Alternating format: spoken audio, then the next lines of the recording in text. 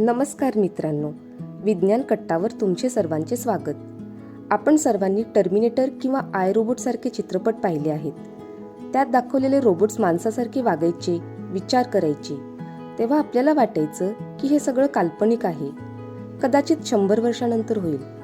पण मित्रांनो, आता सावध व्हा, कारण जानेवारी 2026 मध्ये हे काल्पनिक सत्य झाले आहे. आज आपण अशा एका तंत्रज्ञानाबद्दल बोलणार आहोत, जे आपल्या घराघरात पोहोचण्यासाठी सज्ज आहे. याला म्हणतात एजेंटिक AI. हा फक्त बोलणारा AI नाही, तर हा प्रत्यक्ष कृती करणारा AI आहे.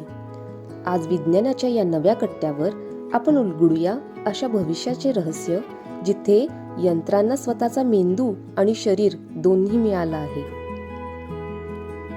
एजेंटिक AI म्हणजे नक्की काय? आतापर्यंत आपण जनरेटिव्ह AI वापरला, जसं की ChatGPT. तुम्ही त्याला एखादी रेसिपी विचारली तर तो लिहून देईल, पण तो स्वतः स्वयंपाक करू शकत नाही. परंतु एजेंटिक AI हे पुढचं पाऊल आहे. हा एखाद्या एजंटसारखा काम करतो. समजा तुम्ही याला सांगितलं, माझ्या आईच्या वाढदिवसासाठी एक सरप्राईज पार्टी प्लॅन कर. तर हा AI फक्त माहिती देणार नाही, तो तुमच्या बँक बॅलन्स प्रमाणे बजेट ठरवेल, गेस्ट लिस्ट बनवेल, केक ऑर्डर करेल आणि तुमच्या कॅलेंडरमध्ये त्याची नोंदही करेल. थोडक्यात काय, तर तुम्ही त्याला फक्त लक्ष द्यायचं, रस्ता तो स्वतः शोधतो. यालाच म्हणतात ऑटोनॉमस डिसिजन मेकिंग. रोबोटिक्सचा नवा अवतार ह्युमनॉइड्स. हाच हुशार मेंदू जर एका लोखंडी शरीरात बसवला तर तिथे जन्म होतो ह्युमनॉइड रोबोट्सचा. 2026च्या सुरुवातीलाच टेस्लाने त्यांच्या ऑप्टिमस जेन 3 बद्दल खळबळजनक माहिती दिली आहे.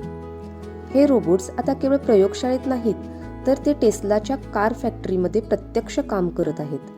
हे रोबोट्स जड बॅटरी उचलतात आणि अत्यंत नाजूक पार्ट फिट करतात. दुसरीकडे फिगर AI आणि बोस्टन डायनॅमिक्सचे रोबोट्स आता माणसासारखं बॅलन्स राखायला आणि अंडी किंवा काचेचे पेले हाताळायला शिकले आहेत. म्हणजे घरकामात मदत करण्यासाठी हे रोबोट्स आता तुमच्या दारापर्यंत आले आहेत. The illusion of thought. स्वतः शिकणारे यंत्र. काय बोलावे मित्रांनो, सर्वात धक्कादायक गोष्ट काय आहे माहिती आहे? हे रोबोट्स आता फक्त प्रोग्रॅम केलेले नाहीत, ते स्वतःच्या चुकांमधून शिकतात.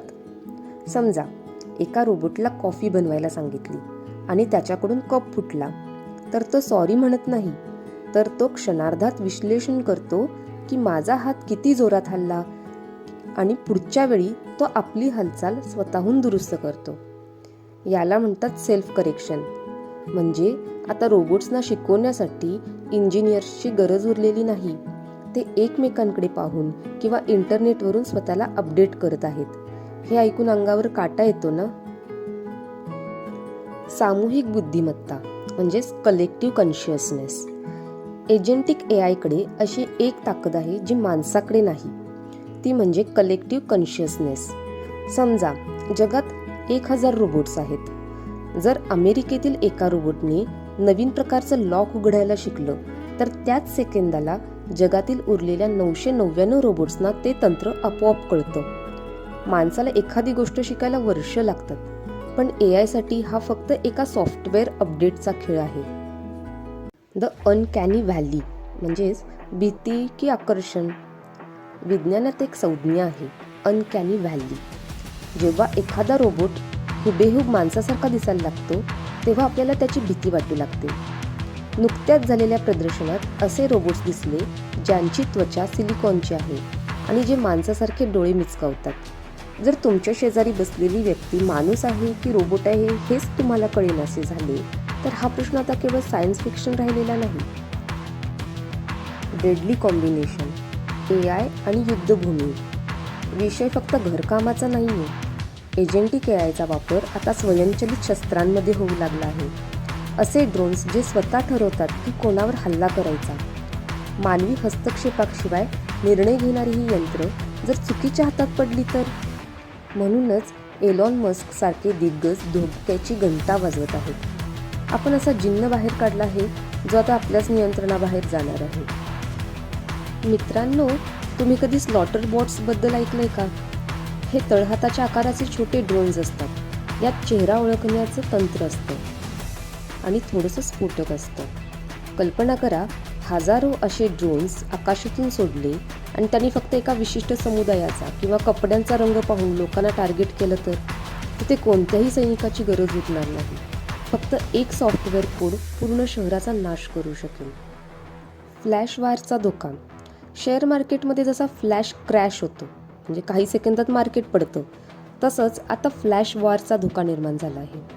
जर 2 देशांचे AI एकमेकांविरुद्ध लढू लागले तर त्यांचा वेग इतका प्रचंड असेल की माणसाला युद्ध थांबवा म्हणण्याला 1 मिनिट लागेल.